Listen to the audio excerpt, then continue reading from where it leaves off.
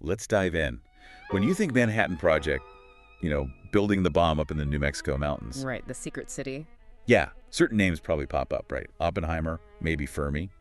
But a project that huge, it took thousands of people. And many of them had absolutely vital roles, stories we just don't hear as much about. Exactly. And what's so interesting about Los Alamos, Project Y, is how it became this kind of intense melting pot. A crucible, really, pulling in people from, well, just wildly different walks of life, each with these unique skills they desperately needed. Absolutely. And that's kind of our mission for this deep dive, right? Using the sources you shared to look at two really key people there, Dwight Smith Young and Elizabeth Riddle Graves. Right. And through their stories, we get a much better feel for Los Alamos itself. That whole environment, the pressures. These documents, these sources, they let us dig a bit deeper, find some surprising things, see the human side of it all. Yeah, their paths to the project were pretty unusual. And the roles they played, crucial, often facing some, well, pretty serious dangers. Think of it like this. You gave us the raw materials, the research notes, the articles. And now we're going to sort through them together, see what really jumps out, what connections we can make. Okay, let's start with Dwight Smith Young. Born 1892, dies 1975. His journey to Los Alamos is, well, it's one of the most unconventional stories in these sources. Wildly unconventional is right. I mean, his early life doesn't scream future nuclear physicist at all. Not even close. He grew up in Illinois, worked as a carpenter with his dad.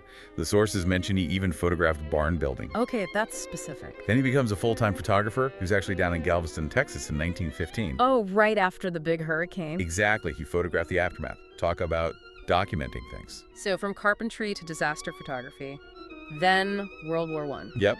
Army Air Service. Trained as a pilot cadet.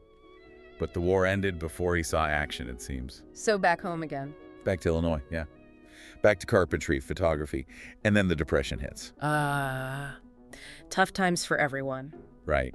And the sources say he ends up working as a maintenance man. And, well, he wasn't exactly thrilled about it. Can't blame him there. And this is the pivot point. This is the pivot point. He's unhappy, and he decides, almost just like that, to, quote, see what was going on at the University of Chicago. Okay, but he had no college background. None. No formal college education. But somehow, in 1942, he talks his way into a technician job at the metallurgical lab, the Met Lab, part of the project. Get this. After an on-the-spot PhD oral exam. Wait, what? An oral PhD exam?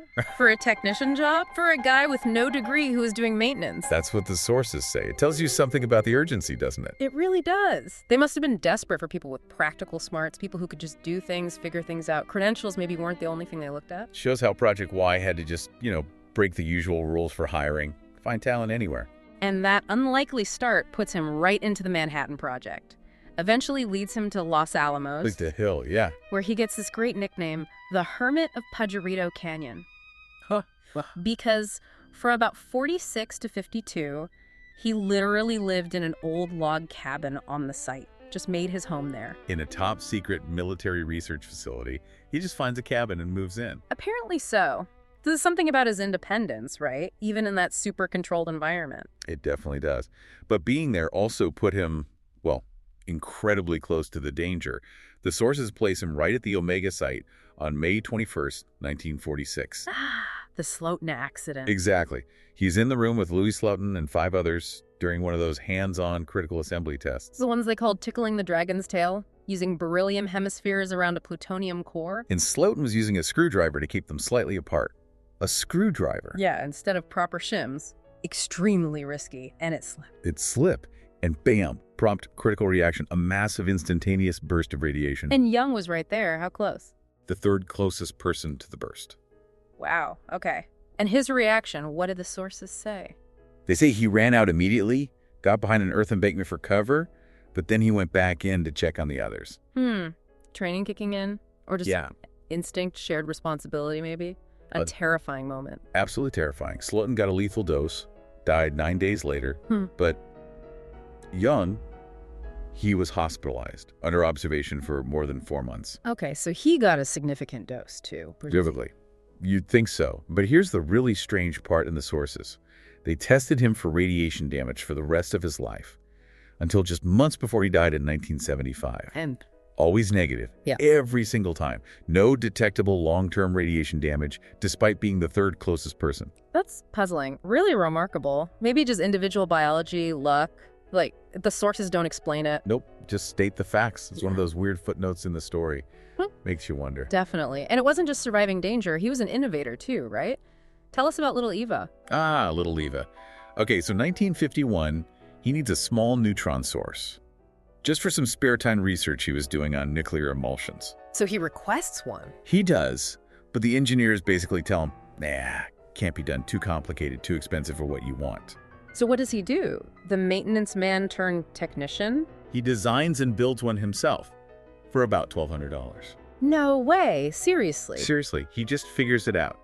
And he names it Little Eva, after the character in Uncle Tom's Cabin. That's amazing. Did it actually work well? It became one of Los Alamos' most successful neutron sources for years. Really reliable. They even took it to Nevada later, I think in '58. It was the first reactor to go critical there. So the engineers were wrong. The self-taught guy builds a better mousetrap, or neutron source in this case. Incredible. That really shows his practical genius. Right. Carpenter, photographer, pilot cadet, maintenance guy, accidental physicist, criticality survivor, and DIY reactor builder. Is that it? Or is there more? Oh, there's more.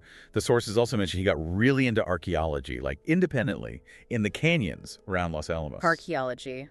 On top of everything else. Yep. Supervised bigs, studied pictographs, did tree ring dating, dendrochronology, even wrote up a report on a cave site he found. What a character. Just this incredibly curious, hands-on guy, soaking up everything around him, from physics to ancient history. Totally. And the lab clearly valued him. They promoted him to a full staff member in 1953, despite the lack of degrees. He even gave a talk at the American Nuclear Society later on. His whole story just underlines how Los Alamos needed more than just PhDs. It needed people who could build things, fix things, solve practical problems, maybe even live in a log cabin. Exactly. Okay, so that's Dwight Young. Let's pivot to Elizabeth Riddle Graves. Now, her background is much more what you'd expect for a top physicist, but her story, equally compelling. Resilience is a big theme here, too. Right. Elizabeth Riddle Graves, born 1916. She went to the University of Chicago. They called her Diz, apparently. Got her BS in physics in '36. And crucially, she got interested in neutron physics early on. Specifically, fast neutrons, detecting them, measuring them. And that was a pretty specialized skill back then, wasn't it? Not many people were experts in fast neutrons. Extremely rare and extremely valuable for, designing a bomb. Which led her straight to Manhattan Project. Yep. She joined the Met Lab in Chicago in '42, worked directly with Enrico Fermi. With Fermi? Wow. On what? On the calculations. The really complex math needed to figure out if a nuclear chain reaction was even possible. The groundwork for Chicago Pile 1. So fundamental stuff. And then Los Alamos calls in '43. Right. Now, the sources mentioned her husband, Alvin Graves, another physicist, was recruited first.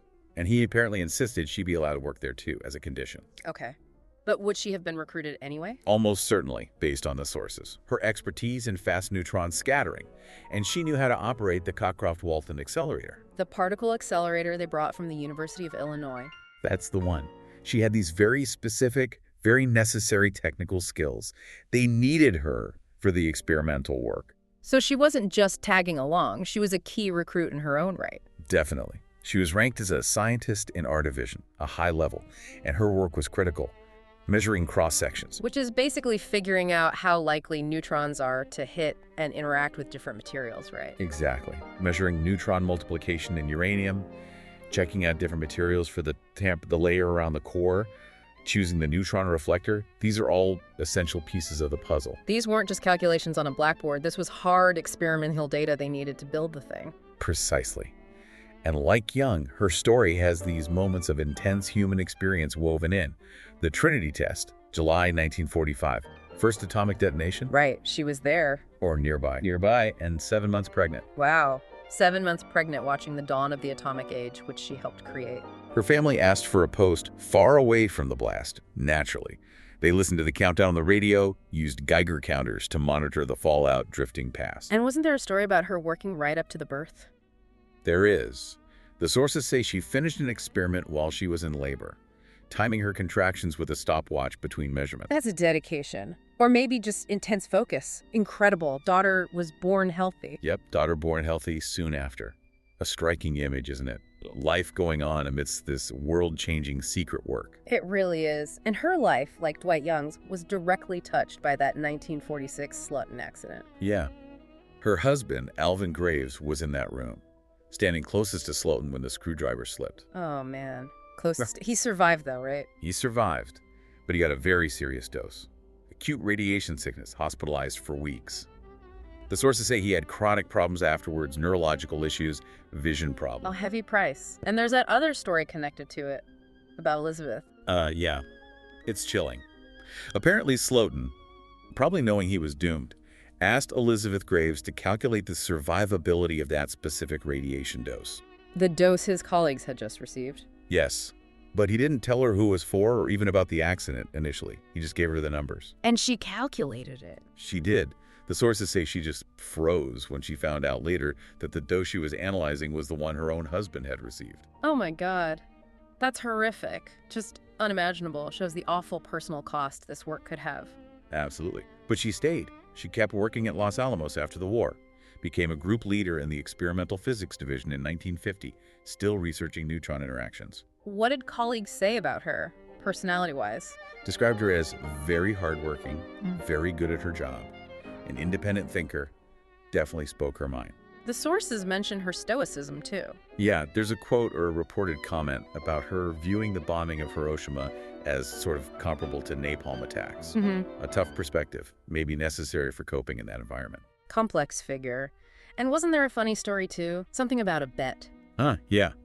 Apparently, she bet some colleagues she could get a particularly proper European physicist to let her go through a door first. How would she manage that? Pretended her dress was ripped and appealed to his sense of chivalry. He gallantly let her pass, and she won the bet. Okay, so she had a sense of humor, too. Adds a bit of light to a very intense picture. It does.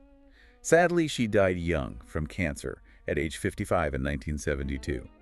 But her contributions, especially in practical neutron physics, were absolutely fundamental, and her resilience, undeniable. So we have these two figures. Young, the self-made polymath, Graves, the expert physicist, both essential. And their stories really highlight the unique pressure cooker that was Los Alamos itself. Project Y the Hill. This secret city built basically overnight in the middle of nowhere. Right. And the sources explain the isolation was key, wasn't it? Security. Needed a place where scientists could talk freely about, well, the most secret project on Earth. Oppenheimer picked the spot, apparently loved the landscape near the Los Alamos Ranch School. Engineers were less thrilled. Bad road, not much water. Practicalities versus aesthetics. They acquired the land of the school, some local homesteads, and just started building like crazy. And life there, especially early on, sounds rough. They expected maybe 300 people. Yeah, and it ballooned to, 10,000 at its peak? With families and everything. Housing was a scramble. You had bathtub row for the big Yeah, shop. all bathtubs. A luxury. And then lots of temporary, probably pretty basic housing for everyone else. Infrastructure couldn't keep up. Constant problems, the sources say. Sewage issues, power outages, water shortages, pipes freezing in winter, needing water trucked in. All while trying to invent the atomic bomb. And the secrecy. P.O. Box 1663, Santa Fe, for your address, even on birth certificates. No voting rights initially because it was a federal land. It really was its own separate world, a very strange makeshift community under incredible stress. Inside that community, the lab itself was super organized. Different divisions, theory, physics, chem, explosives. Right. Oppenheimer leading first, then Norris Bradbury took over after the war, and the University of California was actually running the place under contract. And it wasn't just male scientists. The sources make a point about women workers. The computations group, doing massive calculations by hand or with early machines, largely women. And scientists like Elizabeth Graves, technicians, plus Dorothy McKibben holding down the fort in Santa Fe. Dorothy McKibben. 109 East Palace Avenue, the gatekeepers, right. Everyone had to go through her office first. The first point of contact with the secret world, and don't forget, the British mission was there too, integrated into the lab. Yeah, scientists like Jeffrey Taylor working on fluid dynamics problems like instabilities relevant to implosion. And the technical hurdles they faced up there, just immense. Early on, it was figuring out critical mass, basic neutron physics, using the cyclotrons, Van de Graaffs. Cockcroft-Walton that Graves knew how to run. Exactly. But then came that huge roadblock, the plutonium problem. Plutonium-240. The stuff made in reactors spontaneously fissioned too much. threw a wrench in the works for the simpler gun-type bomb design. Right. They couldn't use the gun design, the Thin Man, for plutonium like they could for uranium and Little Boy. It would pre-detonate, fizzle. So they had to shift gears massively to the implosion design. The Fat Man. Yeah. Way more complicated. Incredibly complex. You needed perfectly shaped explosive charges lenses to crush the plutonium core symmetrically, and inventing reliable detonators, the exploding bridge wire type. Totally new territory. Required whole new facilities, too. Wow. The water boiler reactor, third reactor ever, the fast neutron source, those Rayla experiments using radioactive lanthanum to study implosion. Now all built on the fly in this isolated place. And safety. Well, they tried. Yeah, radiation badges, urine tests, pocket dosimeters, handling procedures. But as the Slotin accident showed, it was fundamentally dangerous work. Those criticality accidents were stark reminders. After the war, things changed a bit under Bradbury. People left, but the lab kept going. Supported the Operation Crossroads tests in the Pacific, became Los Alamos Scientific Laboratory. So if we pull back and look at Young and Graves again, within that whole Project Y environment, You really see how they needed both kinds of people. The formally trained expert like Graves, and the unconventional hands-on problem solver like Young. absolutely. It wasn't enough to just understand the theory. You needed people who could make the incredibly precise measurements Graves did, who could master the equipment. And you needed people like Young who could, just build something essential when the engineer said it was impossible. That practical ingenuity was just as critical. And that shared experience of danger, it connects them too, both directly impacted by the Slotin accident. Young surviving it physically but being studied forever.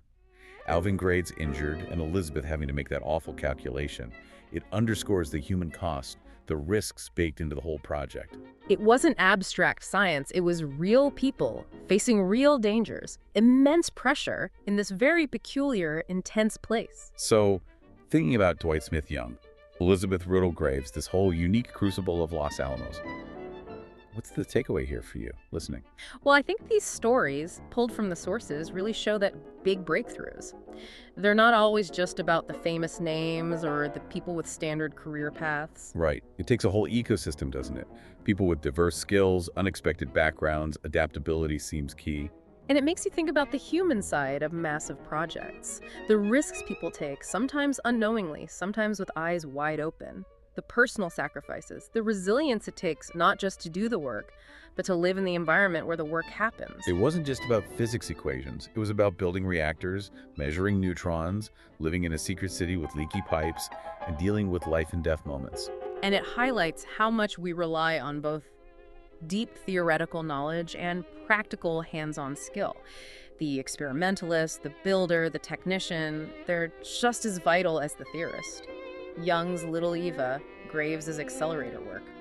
Perfect examples. So we've taken this deep dive today, using the sources you provided, into the lives of Dwight Smith Young and Elizabeth Riddle Graves, and the world of Project Y they inhabited. We've seen some surprising details, some extraordinary contributions, and the sheer intensity of that place and time. Pulled out how people from such different starting lines ended up being crucial to this single massive effort. So maybe the final thought to leave you with is this. When you look at their stories, these individuals with unique talents, thriving and contributing in that incredibly intense, isolated, demanding environment, what does that suggest about where real innovation comes from?